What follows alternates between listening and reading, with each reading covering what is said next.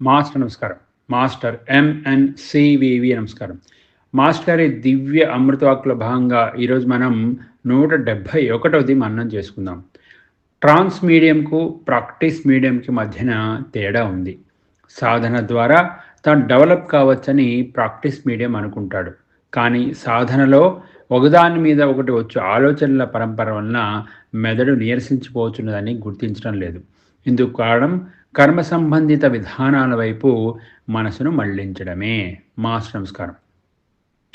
మాస్టారు ఈ విషయంలో ప్రాక్టీస్ మీడియంస్ అంటే ఎవరైతే మనము ఇనిషియేషన్ తీసుకొని ప్రాక్టీస్ చేస్తున్నామో ఈ ప్రాక్టీస్ మీడియంస్కి ట్రాన్స్ మీడియంకి మధ్యన తేడా ఉంది అని చెప్తున్నారు. ఆ ప్రాక్టీస్ మీడియంస్ అంటే మనలాగా మనం ఇనిషియేషన్ చేసుకొని చేసే ప్రాక్టీస్ చేసుకునే వాళ్ళు మనం సాధన ద్వారా డెవలప్ కావచ్చని అనుకుంటూ ఉంటాం. కానీ మనం సాధనలో కూర్చున్నప్పుడు రకరకాల ఆలోచనలు మన మెదడుని డిస్టర్బ్ చేయడము, రకరకాల ఆలోచనలతోని చివరికి మెదడంతా నీరసించిపోతుంది.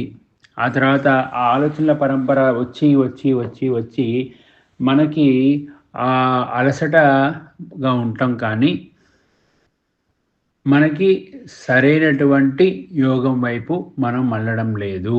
ఇందుకు కారణం ఏంటి అనంటే మనము మన మనస్సుని కర్మ సంబంధిత విషయాల వైపు మళ్ళించడమే. మన మనసును ఎప్పుడైతే జ్ఞాన సంబంధమైనటువంటి విషయాల వైపు మళ్ళిస్తామో అప్పుడు మనము మన యోగానికి దగ్గరగా వెళ్తున్నాం.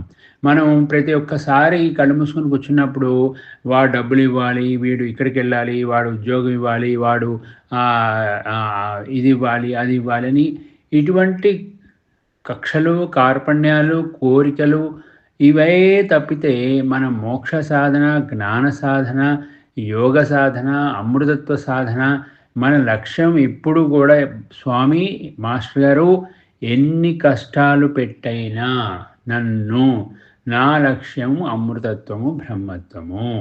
నాకు ఈ చిన్న చిన్న లక్ష్యాలతో సంబంధం లేదు. నాకు చిన్న చిన్న వాటితో నన్ను నువ్వు నా ఒడ్డు తీర్చేవాడివి, నా నావవి నీవే. నువ్వు ఎలా చేరుస్తావో నీ ఇష్టం. కానీ నాకు ఈ కర్మ సంబంధిత విషయాలన్నింటినీ దాటుకొని నేను ఒడ్డుకు చేర్చాలి. అటువంటి ఒడ్డుకు చేరడానికి కావాల్సినటువంటి కష్టాలను ఇస్తావో, డైరెక్షన్ చూపిస్తావో, మానసికమైన వ్యధనిస్తావో, దాన్ని తట్టుకునేడానికి బలాన్ని ఇస్తావో అవన్నీ కూడా నీకే సమర్పణ చేస్తున్నాము. దేహ, మనసు, ఆత్మమయమైన మా మూడిటిని మీకే సమర్పించి మమ్మల్ని ఆ దరికి చేర్చమని అడుగుతున్నాము స్వామి అని మన కాన్సన్ట్రేషన్ ఎప్పుడైతే అమృత సాధన వైపు ఉంటుందో మాస్టర్ గారు మనకి చాలాసార్లు అభయం ఇచ్చున్నారు. ఏమని? నువ్వు నన్ను నమ్ముకుంటే నేను నిన్ను దరి చేరుస్తాను.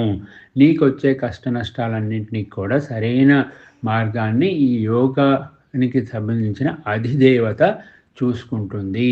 నువ్వు కళ్ళు మూసుకొని నా ధ్యానం చేసుకోవడమే. ఇప్పుడు కళ్ళు మూసుకొని మన జీటీవీలో, ఈటీవీలో ఏమొస్తున్నాయని చూసుకుంటూ కూర్చుంటే మన సాధన ఏమవుతుంది? కాదు.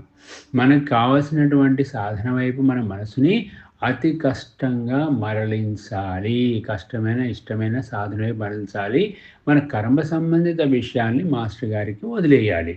వదిలేసినప్పుడు మనసు కొంచెం చక్కగా తేలికబడడం మొదలు పెడుతుంది.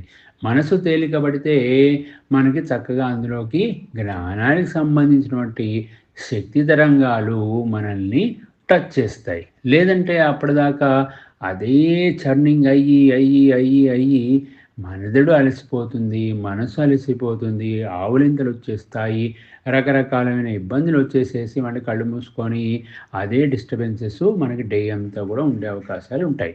అందుకనే మనం ఏం చేయాలి అని అంటే ఎట్టి పరిస్థితుల్లో కర్మ సంబంధిత విషయాలన్నీ మాస్టర్ గారికి సమర్పించుకొని జ్ఞాన సాధన, యోగ సంబంధితమైన విషయాలకి మనం యొక్క 3 శరీరాలని అటువైపు మరలిస్తే ఏమైనా ఇవ్వని, ఏమైనా కానీ, ఏమైనా జరగని నేను మాస్టర్ గారి పాదాలు పట్టుకున్నాను.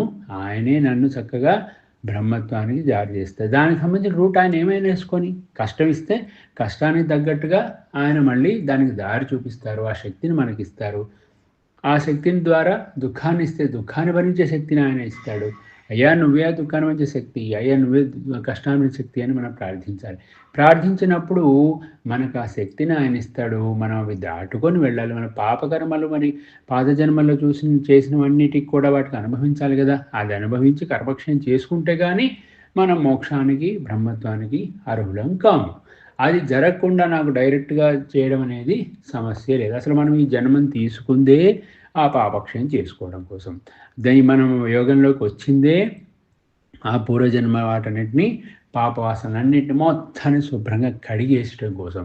అలా కడగాలి, చెయ్యాలి అనంటే మనకు కావాల్సినటువంటి శక్తిని ఎవరిస్తానన్నారు? మాస్టర్ గారు ఇస్తారన్నారు. మన జీవితాన్ని చక్కగా ఒక మాస్టర్ ప్లాన్ ప్రిపేర్ చేసి నిన్ను నేను నీ జన్మలన్నింటినీ క్షయం చేసి వీలైనంత వరకు ఇహజన్మనే బ్రహ్మత్వ సిద్ధి విధాతాయ అన్నారు.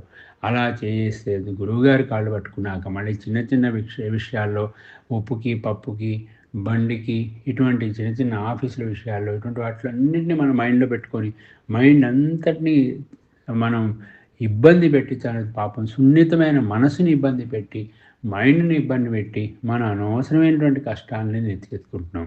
హాయిగా ప్రశాంతంగా మాస్టర్ గారి యోగ సాధనలో అయ్యా మిగతా కష్ట నష్టాలన్నీ నీకే, నువ్వే నా మార్గాన్ని చూపించు, వాటికి సంబంధించినటువంటి వాటిని అడ్జస్ట్మెంట్స్ నువ్వే చెయ్యి, చేసి నాకు ఆ శక్తిని ఇయ్యి, నీవు చెప్పినట్టు కళ్ళు మూసుకొని యోగ సాధన చేసుకుంటాను, నిన్నే స్మరిస్తాను, నేను ఆ సాధనలోనే ముందుకు వెళ్తాను అనేది మాస్టర్ గారు ఈ విషయంలో చాలా చక్కగా మన కర్మ సంబంధిత విషయాల వైపు మనసు మళ్లించకుండా మన మనసుని జ్ఞాన సంబంధమైనటువంటిది చక్కగా యోగ సంబంధమైనటువంటి వాటిని మన సాధనలో చేసుకుంటూ ఉంటే మనకి చక్కని శక్తి తరంగాలు మనల్ని టచ్ చేసి మనల్ని జ్ఞాన తేజో యోగవంతుల్ని చేస్తాయి. మాస్టర్ నమస్కారం.